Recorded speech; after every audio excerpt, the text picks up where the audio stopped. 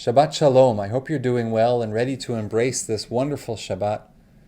Our Torah portion this week presents the extraordinary story of the twins, of Jacob and Esau, Yaakov and Esav, and that great moment of the selling of the birthright as Jacob is sitting there outside the home preparing the soup, and Esav comes and is so hungry and sells and exchanges the birthright for a bowl of soup.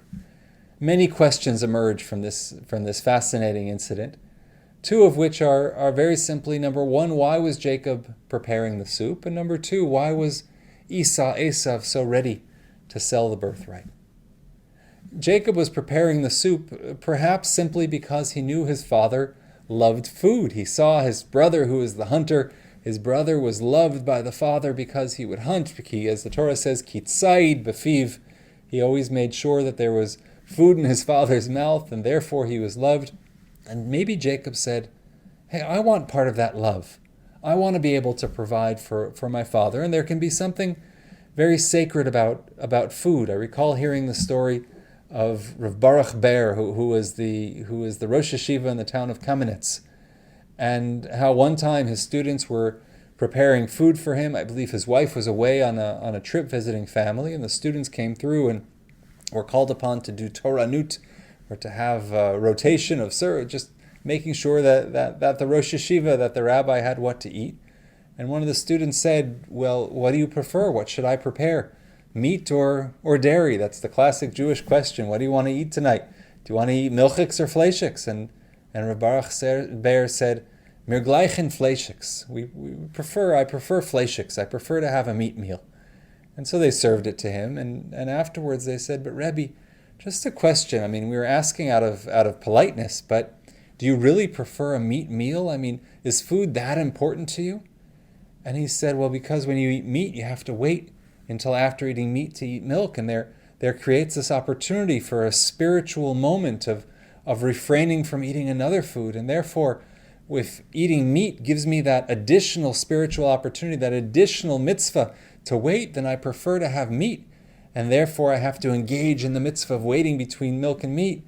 Then if I have milk and I can eat meat almost instantly afterwards, it doesn't provide me with that extra opportunity for mitzvah.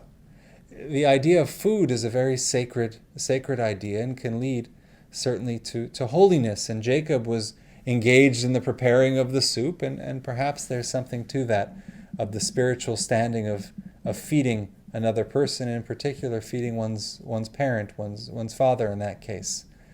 Why was Esav so quick to sell the birthright? There's an extraordinary teaching of Rabbi Abraham Joshua Twersky, one of the great teachers of this generation, passed away during the pandemic, one of the extraordinary and insightful rabbis.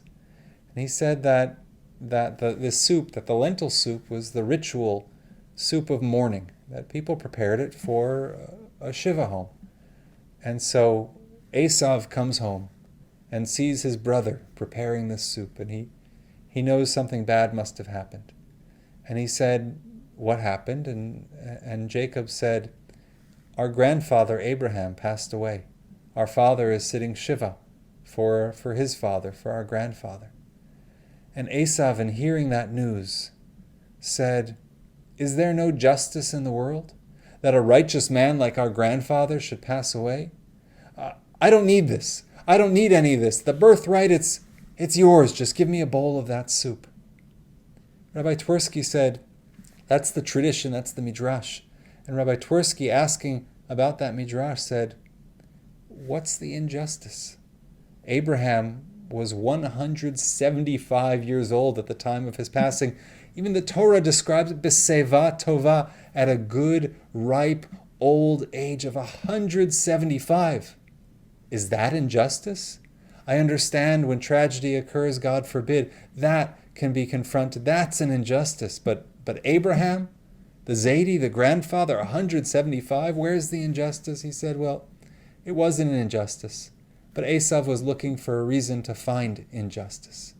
And there are people in life who look for those excuses, who look for reasons to be upset, who look for reasons to rebel and are compelled in their own way to find them.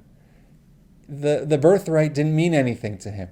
He just needed the right excuse to be able to sell the birthright. In life, we try not to make excuses. We try to confront life's challenges as they are and not call God to task for every moment in which we're disappointed, in which things don't go our way. Take responsibility and understand that sometimes this is the way the world is, and even more to be appreciative of the blessings of what it means, of what long life means, and to understand that not everyone is blessed with that. And so the opportunities that life presents us, that health presents us, to always embrace those opportunities and not find reasons to kvetch. Yes, there are legitimate reasons to complain and to find injustice, but where there aren't, where those reasons are not to be found, not to go searching for them, but rather to appreciate the blessings that God gives us. And may this Shabbat be such a moment of blessing, of enjoying our time, of enjoying each other, of enjoying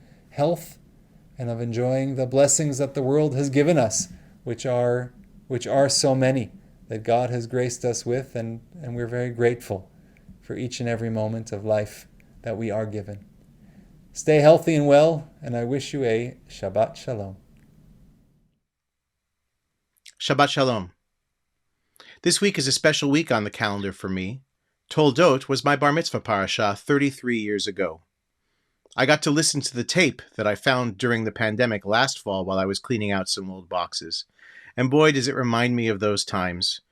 But most importantly from that tape were the voices from the past that I hadn't heard in so many years.